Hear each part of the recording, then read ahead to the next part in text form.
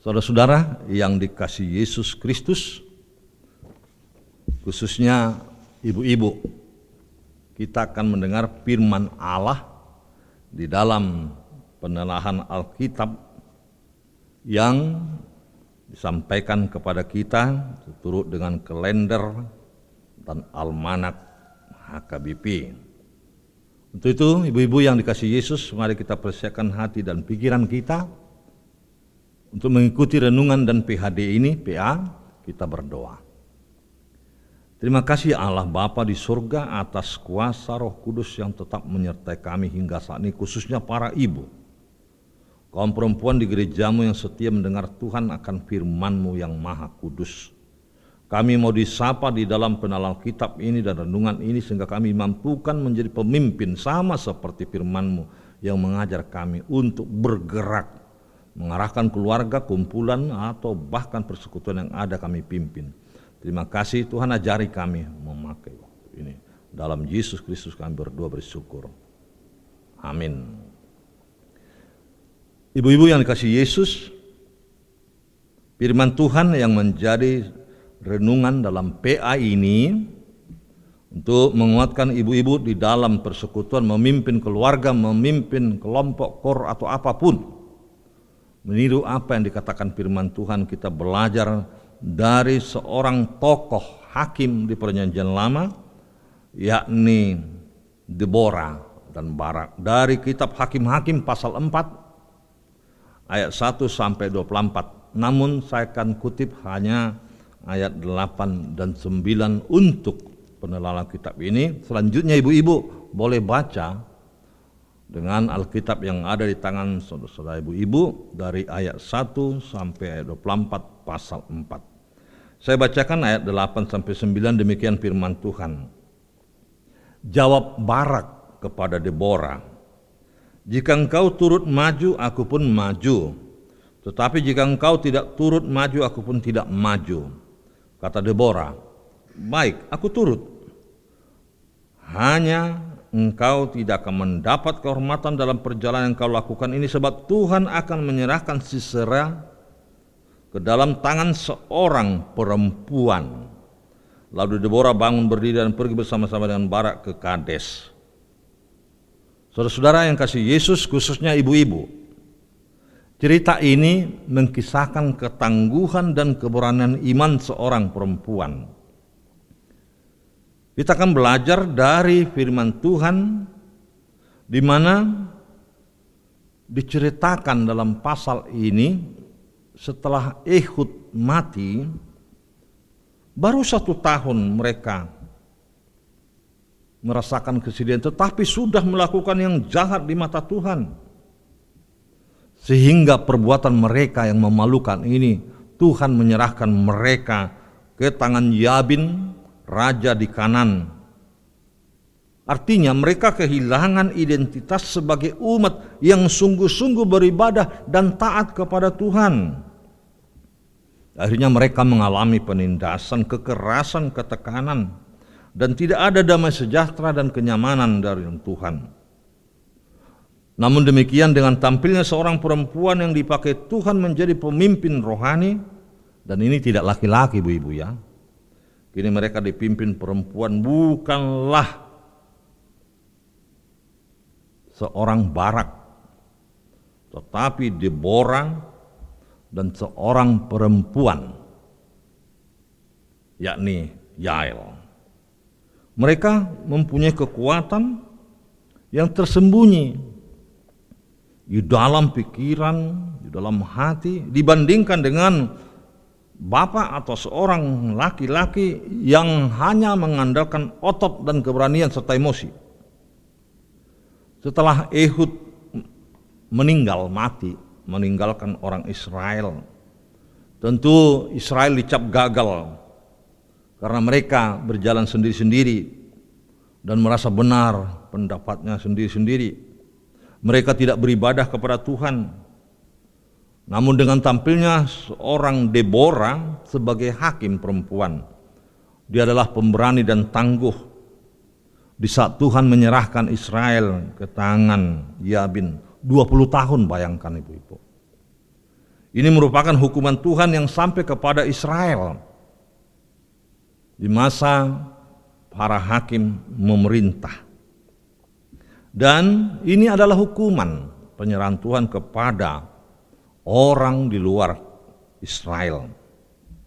Tentu bagaimana supaya lepas dari tekanan, bagaimana supaya bebas dari penindasan penjajahan orang Kanan terhadap Israel. Tentu harus bertobat dan mau memohon ampun kepada Tuhan. Ayat 3. Itu sebabnya dikatakan ayat 3, lalu orang Israel berseru kepada Tuhan, sebab 20 tahun lamanya Sisera menindas Israel dengan keras. Tuhan mendengar seruan mereka sebagaimana Allah mendengar seruan Israel di Mesir. Ketika Musa diutus untuk memimpin membebaskan Israel.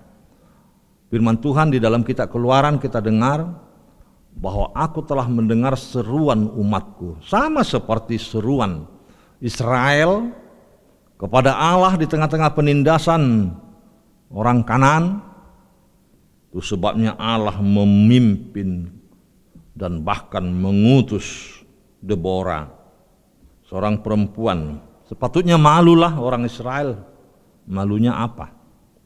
Ini mereka dipimpin seorang perempuan, bukan lagi lelaki yang menjadi hakim.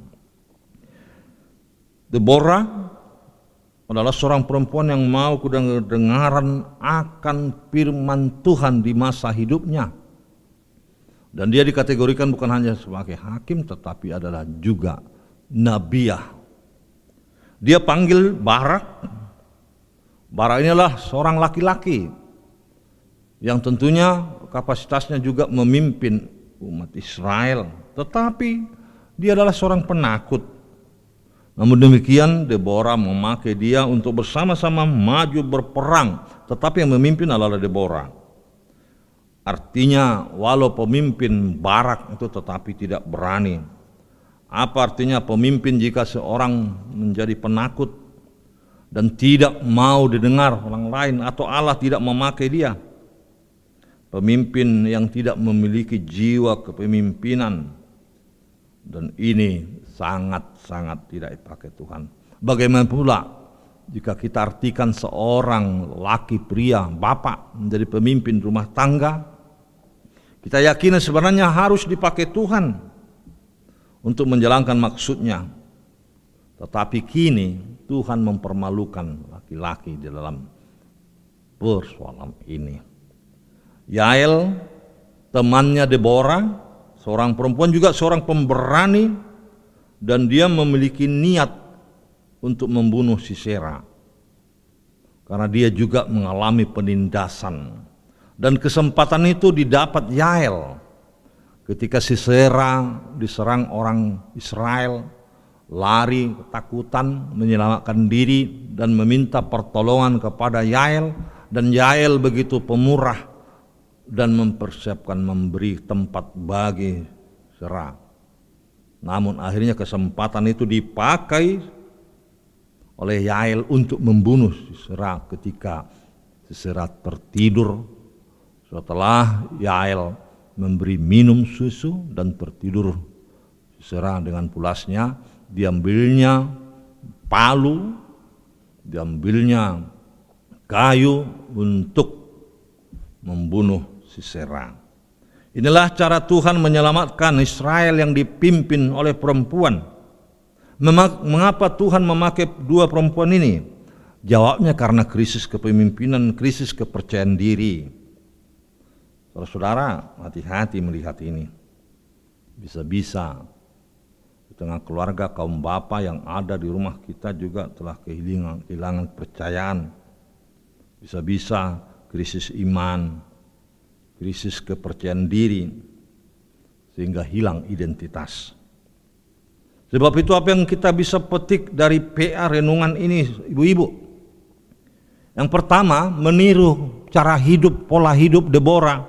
Dia menyatakan bahwa itu adalah hidup di mana Tuhan berperang, memberikan musuh ke tangan Deborah dan juga kepada Barak. Kalimat ini sungguh memilukan memang dari arti sepintas. Engkau tidak akan mendapat kehormatan dalam perjalanan yang kau lakukan, sebab Tuhan menyerahkan Sisera ke dalam tangan seorang perempuan. Deborah yakin Allah itu adalah Allah yang kuasa dan hidup. Kedua, Yael juga seorang perempuan, seorang ibu di rumah tangga, menyatakan bahwa Allah itu adalah Allah adil dan bekerja, bahkan mengacaukan pasukan Sisera. Itu sebabnya Allah bertindak diyakini Yael sehingga pasukan Sisera melarikan diri, mati terbunuh, dan Sisera sendiri melarikan diri di kemah Yael. Yang ketiga, kita bisa petik dari dua tokoh ini bahwa iman kepada Allah harus nyata di dalam kata dan perbuatan dan tidak mengandalkan akal pikiran sendiri. Walau Deborah, Yael adalah termasuk pemimpin di dalam kisah ini, tetapi mereka juga adalah seorang ibu yang mengurus rumah tangganya, yang dipakai Tuhan memimpin umat. Kenapa? Karena mereka tangguh. Renung ini mengajak ibu-ibu untuk melihat betapa pentingnya disiplin rohani, supaya generasi yang ada di hadapan kita boleh hidup dan tidak hilang. Maka ibu-ibu harus mendisiplinkan rohani. Percakapan PA ini, renungan dari Alkitab ini, tidak hanya kita renungkan, tetapi harus disertai dengan doa. Itulah yang utama dan pertama. Jangan menunda-nunda apa yang baik harus kita lakukan. Disiplin harus dibangun. Disiplin diterapkan dalam keluarga. Jika ini tidak diterapkan, maka generasi kita akan terhilang. Hati-hati ibu-ibu. Kunci sukses Deborah adalah kedengar-dengaran akan firman Tuhan, di mana kualitas rohani, kualitas kepemimpinan kunci keberhasilan mereka. Sebab itu majulah bersama Tuhan di dalam hidupmu supaya engkau berhasil. Majulah bersama Tuhan Yesus supaya rumah tanggamu, keluargamu baik, sukses di dalam kerohanian dan kepemimpinanmu. Tuhan memberkati ibu-ibu. Amin, kita berdoa. Terima kasih ya Yesus, bahwa Engkau setia sampai saat ini, memberi kuasa kepemimpinan kepada kaum perempuan juga untuk ambil peran, sama seperti Deborah, sama seperti Yael. Bukan bermaksud melalaikan fungsi seorang bapa suami, seorang Barak, tetapi pada saat yang dibutuhkan engkau ternyata harus memakai perempuan, memimpin, mengarahkan. Dengan berbagai kecakapan namun didasari oleh keteguhan iman, disiplin rohani, percaya diri, itu memampukan kaum perempuan boleh tampil baik. Sebab itu Yesus tidak hanya itu, karena dilandasi, didasari dengan kedengar-dengar akan firman Tuhan. Kami mau belajar dari Deborah, dari Yael, yang maju bersama-sama laki-laki yang lain, pasukan lain. Bukan berarti mereka sendiri, tetapi menggalang kebersama-samaan itu. Itu yang Tuhan harapkan, bukan maju sendiri-sendiri. Tuhan pakai kaum perempuan berdampingan dengan kaum lelaki untuk membangun persekutuan lebih tangguh. Dengan demikian sukacita persekutuan itu nyata-nyata karena Tuhan telah memberikan yang terbaik. Terima kasih firman, berkati kaum ibu, berkati kaum perempuan, sukses di dalam kerja rumah tangga, dan juga memimpin kelompok, kur, persekutuan apapun yang dilayakkan untuk mereka. Dan demikian belajar dari ketangguhan iman, belajar dari ketangguhan percayaan diri, kualitas mereka, sehingga Tuhan memakai Deborah menjadi hakim bagi Israel. Sama seperti ibu-ibu di rumah tangga di gerejamu memakai kaum perempuan juga pemberita, bersaksi, menjadi hamba-hambamu. Terima kasih atas hal itu. Terpujilah Tuhan, dalam Yesus kami berdoa bersyukur. Amin.